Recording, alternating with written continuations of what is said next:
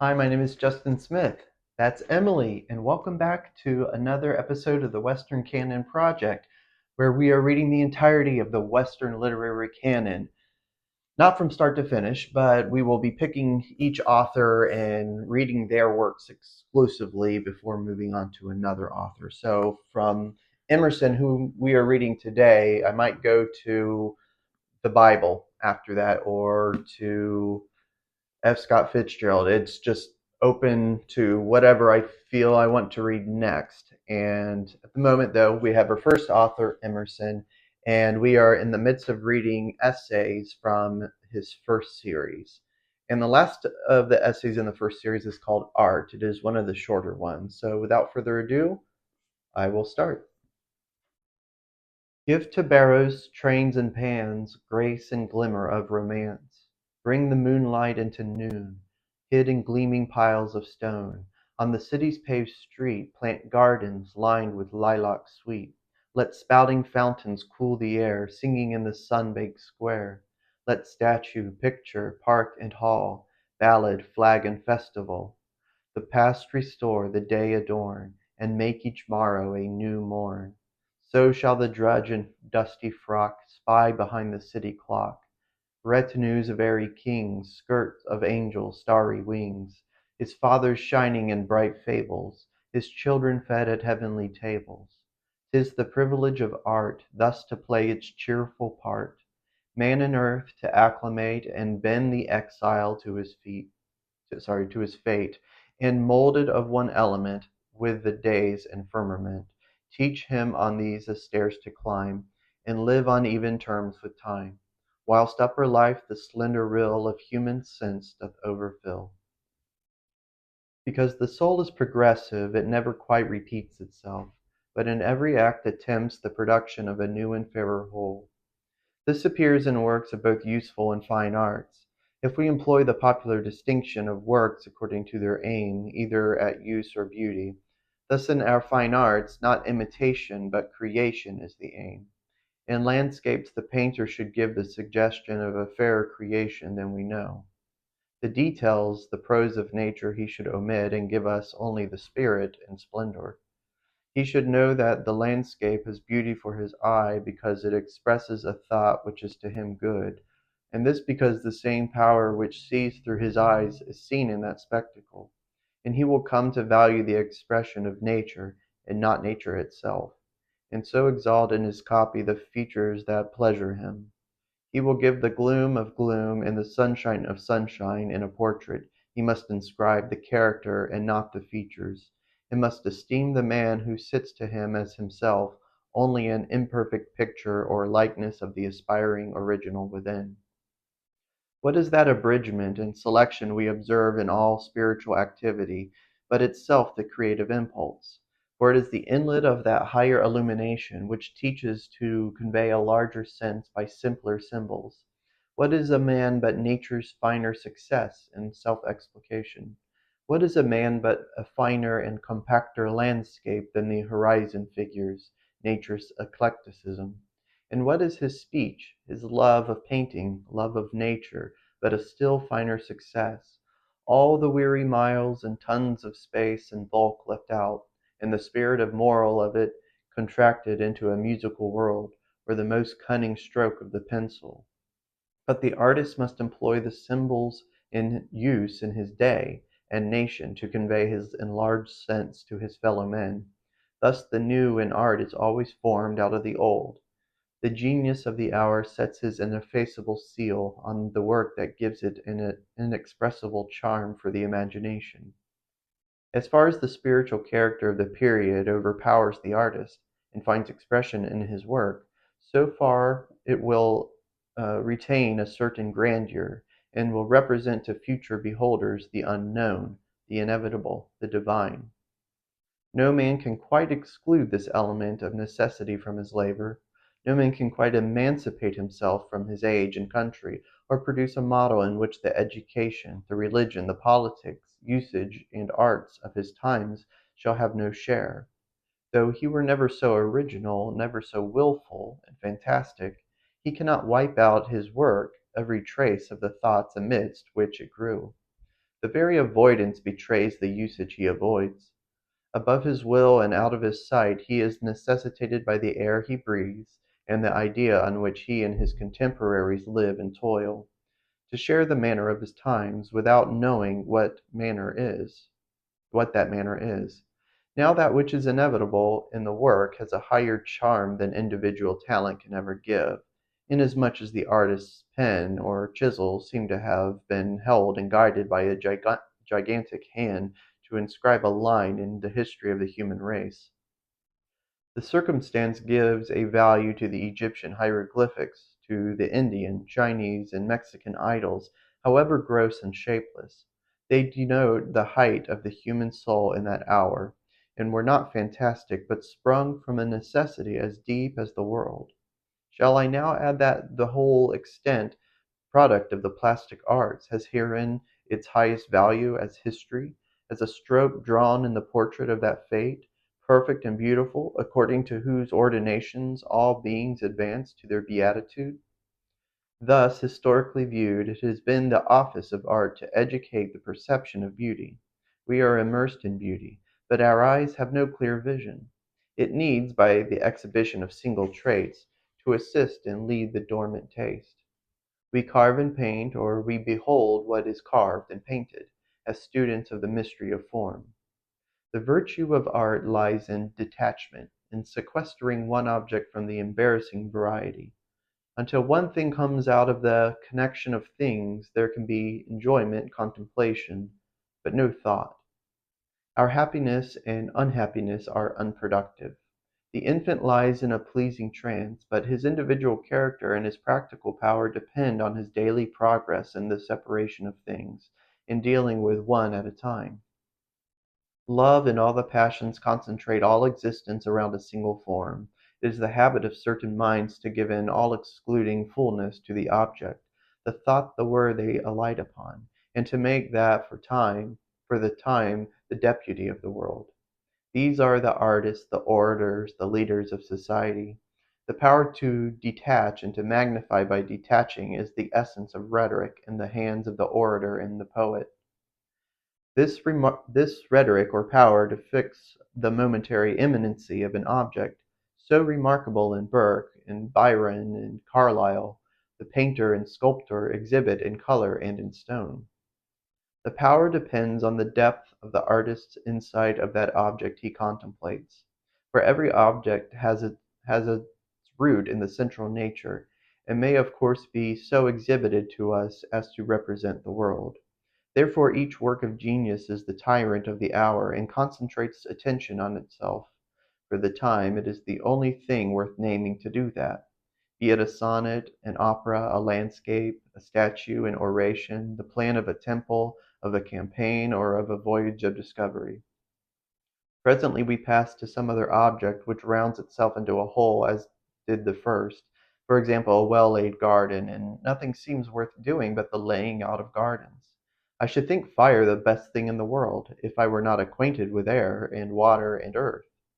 For it is the right and property of all natural objects, of all genuine talents, of all native properties whatsoever, to be for their moment the top of the world. A squirrel, leaping from bough to bough, and making the wood but one wide tree for his pleasure, fills the eye not less than a lion, is beautiful, self-sufficing, and stands then and there for nature. A good ballad draws my ear and heart whilst I listen, as much as an epic had done before. A dog drawn by a master, or a litter of pigs, satisfies and is a reality not less than the frescoes of Angelo. From this succession of excellent objects we learn at last the immensity of the world, the opulence of human nature, which can run out to infinitude in any direction. But I also learn that what astonished and fascinated me in the first work astonished me in the second work also. That excellence of all things is one. The office of painting and sculpture seems to be merely initial. The best pictures can easily tell us their last secret. Their best pictures are rude drafts of a few of the miraculous dots and lines and dyes which make up the ever-changing "landscape with figures," amidst which we dwell. Painting seems to be to the eye what dancing is to the limbs. When what has educated the frame to self-possession, to nimbleness, to grace, the steps of the dancing master are better forgotten. So painting teaches me the splendor of color and expression of form. And as I see many pictures and higher genius in the art, I see the boundless opulence of the pencil, the indifferency in which the artist stands free to choose out of the possible forms.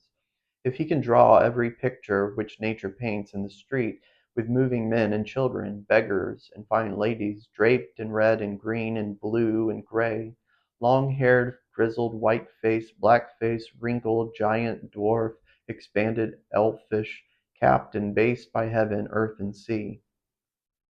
A gallery of sculpture teaches more austerely the same lesson. As picture teaches the coloring, so sculpture the anatomy of form. When I have seen fine statues and afterwards enter a public assembly, I understand well what he meant who said, "When I have been reading Homer, all men look like giants." I too see that painting and sculpture are gymnastics of the eye, its training to the niceties and curiosities of its function.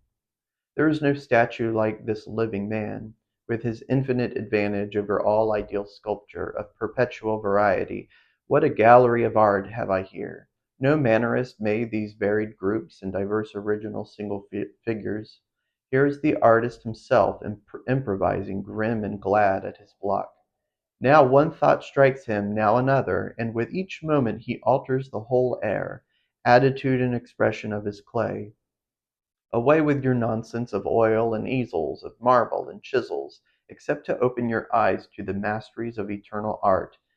They are hypocritical rubbish.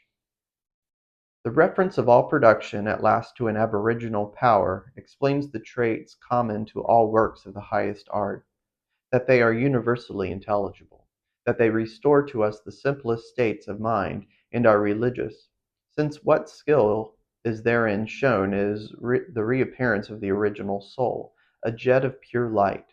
It should produce a similar impression to that made by natural objects. In happy hours nature appears to us one with art, art perfected, the work of genius, and the individual in whom simpler tastes and susceptibility to all the great human influences overpower the accidents of a local and special culture, is the best critic of art. Though we travel the world over to find the beautiful, we must carry it with us, or we find it not. The best of beauty is a finer charm than skill in surfaces, in outlines, or rules of art can ever teach, namely a radiation from the work of art, of human character, a wonderful expression through stone or canvas or musical sound of the deepest and simplest attributes of our nature, and therefore most intelligible at last to those souls which have these attributes. In the sculptures of the Greeks, in the masonry of the Romans, and in the pictures of the Tuscan and Venetian masters, the highest charm is the universal language they speak. A confession of moral nature, of purity, love, and hope breathes from them all. That which we carry to them, the same we bring back more fairly illustrated in the memory. The traveler who visits the Vatican and passes from chamber to chamber, through galleries of statues, vases, sarcophagi, and candelabra, through all forms of beauty cut in the richest materials, is in danger of forgetting the simplicity of the principles out of which they all sprung, and that they had their origin from thoughts and laws in his own breast.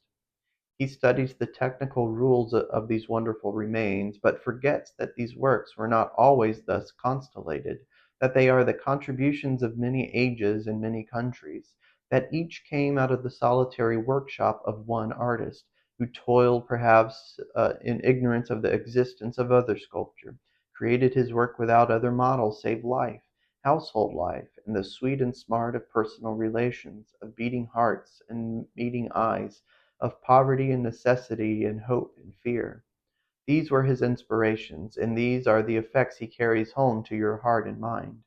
In the proportion to his force, the artist will find in his work an outlet for his proper character. He must not be in any manner pinched or hindered by his material, but through his necessity of imparting himself, the adamant will be wax in his hands, and will allow an adequate communication of himself, in his full stature and proportion.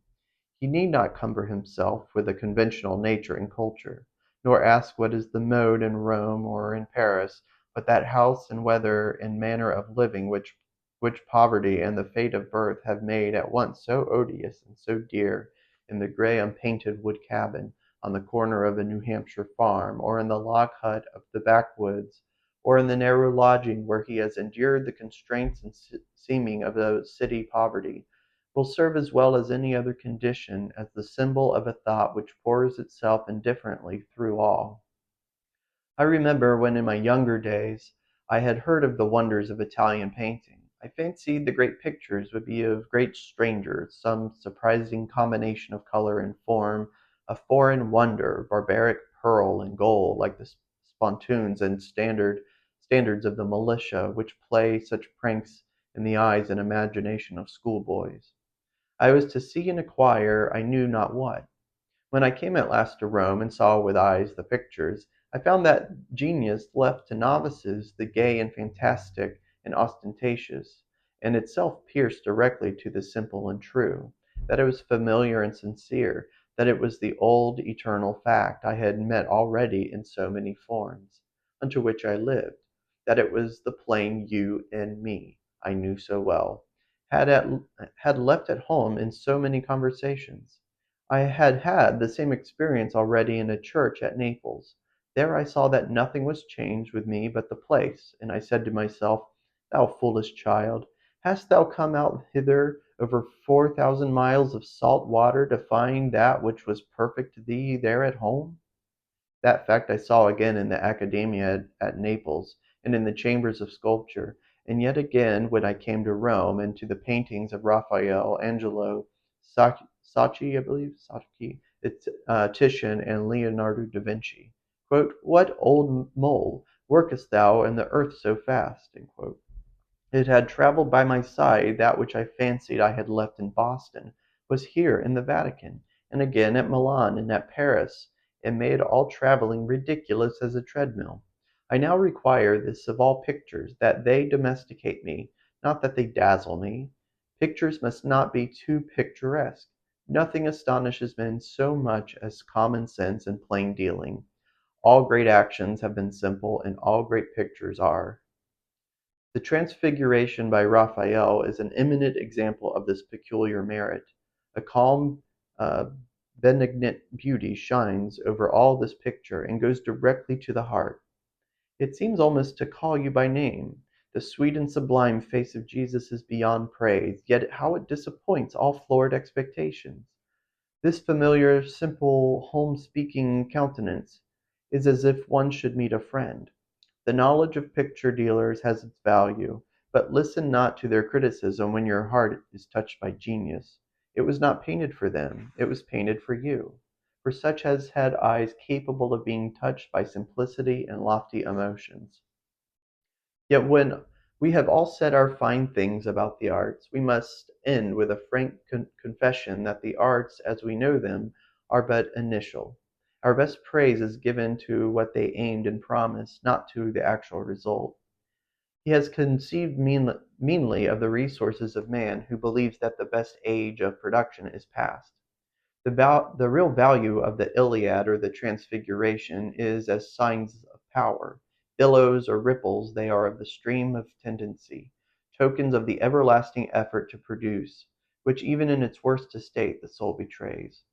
Art has not yet come to its maturity if it do not put itself abreast with the most potent influences of the world, if it is not practical and moral, if it do not stand in connection with the conscience, if it do not make the poor and uncultivated feel that it addresses them with a voice of lofty cheer.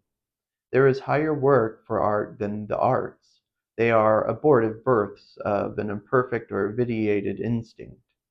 Art is the need to create, but in its essence immense and universal. It is impatient of working with lame or tied hands, and of making cripples and monsters such as all pictures and statues are. Nothing less than the creation of man and nature is its end. A man should find in it an outlet for his whole energy. He may paint and carve only as long as he can do that. Art should exhilarate and throw down the walls of circumstance on every side, awakening in the beholder the same sense of universal relation and power which the work evinced in the artist. And its highest effect is to make new artists. Already history is old enough to witness the old age and disappearance of particular arts. The art of sculpture has long ago perished to any real effect. It was originally a useful art, a mode of writing, a savage's record of gratitude or devotion, and among a people possessed of a wonderful perception of form, this childish carving was refined to the utmost splendor of effect. But it is the game of a rude and youthful people, and not the manly labor of a wise and spiritual nation. Under an oak tree loaded with leaves and nuts, under a sky full of eternal eyes, I stand in a thoroughfare. But in the works of our plastic arts, and especially of sculpture, creation is driven into a corner. I cannot hide from myself that there is a certain appearance of paltriness, as of toys and the trumpetry of a theatre in sculpture. Nature transcends all our moods of thought, and its secrets we do not yet find. But the gallery stands at the mercy of our moods, and there is a moment when it becomes frivolous. I do not wonder that Newton, with an attention habitually engaged on the paths of planets and suns, should have wondered what the Earl of Pembroke found to admire in "stone dolls." Sculpture may it serve to teach the pupil how deep is the secret of form, how purely the spirit can translate its meanings into that eloquent dialect. But the statue will look cold and false before that new activity which needs to roll through all things, and is impatient of counterfeits and things not alive. Picture and sculpture are the celebrations and festivities of form, but true art is never fixed, but always flowing. The sweetest music is not in the oratorio, but in the human voice when it speaks from its instant life tones of tenderness, truth, or courage. The oratorio has already lost its relation to the morning, to the sun, to the earth, but that persuading voice is in tune with these. All works of art should not be detached, but extempore performances. A great man is a new statue in every attitude and action. A beautiful woman is a picture which drives all beholders nobly mad. Life may be lyric or epic, as well as a poem or romance. A true announcement of the laws of creation, if a man were found worthy to declare it, would carry art up into the kingdom of nature and destroy its separate and contrasted existence. The fountains of invention and beauty in modern society are all but dried up. A popular novel, a theatre, or a ballroom makes us feel that we are paupers in the almshouse of this world, without dignity, without skill or industry. Art is as poor and low, the old tragic necessity, which lowers on the brows even of the Venuses and the Cupids of the antique, that furnishes the sole apology for the intrusion of such anomalous figures into nature, namely that they were inevitable, that the artist was drunk with a passion for form which he could not resist, and which vented itself in these fine extravagances, no longer dignifies the chisel or the pencil. But the artist and the connoisseur now seek in art the exhibition of their talent, or an asylum from the evils of life. Men are not well pleased with the figure they make in their own imaginations, and they flee to art and convey their better sense in the oratorio, a statue, or a picture. Art makes the same effort which a sensual prosperity makes, namely to detach the beautiful from the useful, to do up the work as unavoidable, and hating it, pass on to enjoyment. These solaces and compensations, this division of beauty from use, the laws of nature do not permit. As soon as beauty is sought, not from religion and love, but for pleasure, it degrades the seeker. High beauty is no longer attainable by him in canvas or in stone, in sound or in lyrical construction. An effeminate, prudent, sickly beauty, which is not beauty, is all that can be formed, for the hand can never execute anything higher than the character can inspire. That art, sorry, the art that thus separates is itself first separated. Art must not be a superficial talent, but must begin farther back in man. Now men do not see nature to be beautiful, and they go to make a statue which shall be. They abhor men as tasteless, dull, and inconvertible, and console themselves with color bags and blocks of marble. They reject life as prosaic and create a death which they call poetic. They dispatch the day's weary chores and fly to voluptuous reveries. They eat and drink, and they may afterwards execute the ideal. Thus is art vilified. The name conveys to the mind its secondary and bad senses. It stands in the imagination as somewhat contrary to nature, and struck with death from the first. Would it not be better to begin higher up, to serve the ideal before they eat and drink, to serve the ideal in eating and drinking, in drawing the breath, and in the functions of life? Beauty must come back to the useful arts, and the distinction between the fine and the useful arts be forgotten. If history were truly told, if life were nobly spent, it would be no longer easy or possible to distinguish the one from the other. In nature all is useful, all is beautiful. It is therefore beautiful because it is alive, moving, reproductive. It is therefore useful because it is symmetrical and fair. Beauty will not come at the call of a legislator, will not, no, sorry, nor will it repeat in England or America its history in Greece. It will come, as always, unannounced, and spring up between the feet of brave and earnest men. It is in vain that we look for genius to reiterate its miracles in the old arts. It is its instinct to find beauty and holiness in new and necessary facts, in the field and roadside, in the shop and mill. Proceeding from a religious heart, it will raise to a divine use the railroad, the insurance office, the joint stock company, our law, our primary assemblies, our commerce, the galvanic battery, the electric jar, the prism, and the chemist's retort, in which we seek now only an economical use. Is not the selfish and even cruel aspect which belongs to our great mechanical works, to mills, railways, and machinery, the effect of the mercenary impulses which these works obey? When its errands are noble and adequate, a steamboat bridging the Atlantic between Old and New England and arriving at its ports with punctuality of a planet, is a step of man into harmony with nature.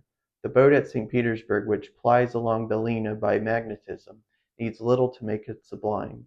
When science is learned in love, and its powers are wielded by love, they will appear the supplements and continuations of the material creation.